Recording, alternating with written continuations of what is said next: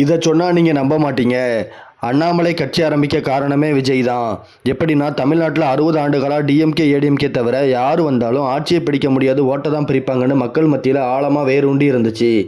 Vijay fan base மற்றும் cinema கவர்ச்சியில் அதை உடைச்சி கட்சி ஆரம்பித்த 2 வருஷத்துலேயே ஆட்சியை பிடிச்சாரு.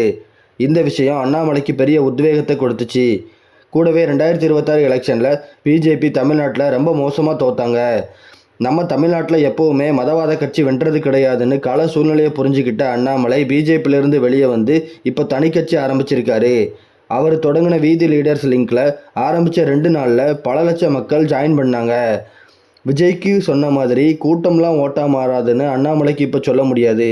ஏன்னா விஜய் கூட்டத்தை ஓட்டா மாற்றி சிஎம் ஆகியிருக்காரு.